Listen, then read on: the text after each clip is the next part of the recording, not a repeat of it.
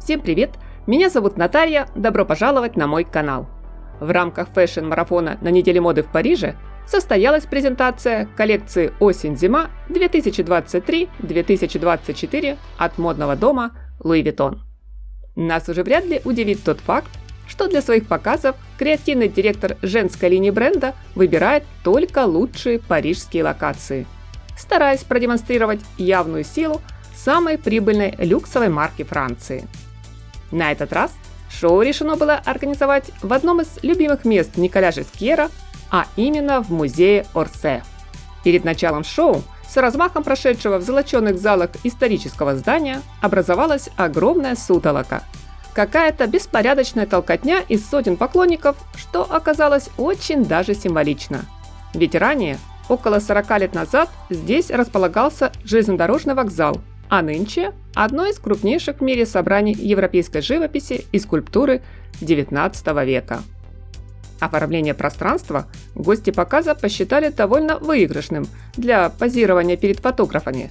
Десятки важных клиенток дома красовались в техно-антураже, старательно демонстрируя лучшее, что у них есть от Louis Vuitton, и тут же выкладывая снимки в соцсети. Даже громкоговоритель, вежливо приглашавший дам и господ поскорее занять свои места, еще долго не мог прервать столь увлекательный процесс.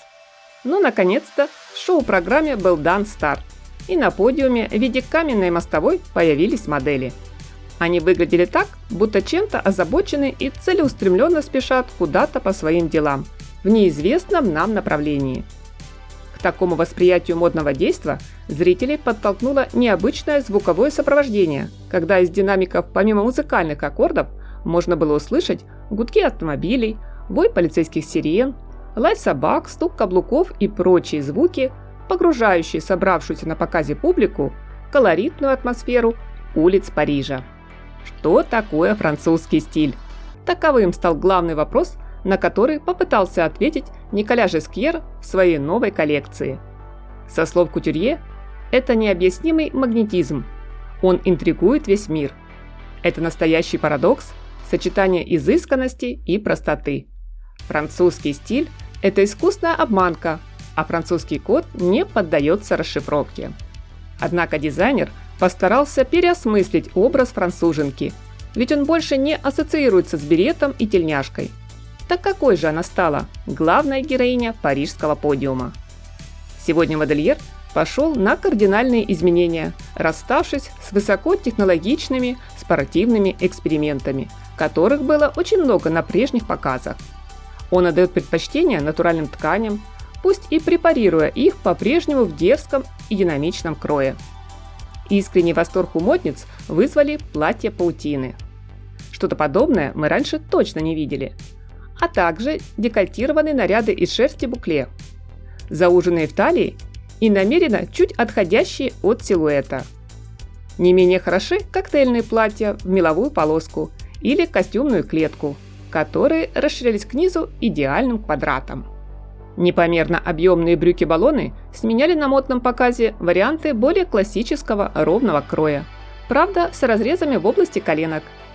Но раз коллекция зимняя, то не лишними здесь окажутся леггинсы первым слоем.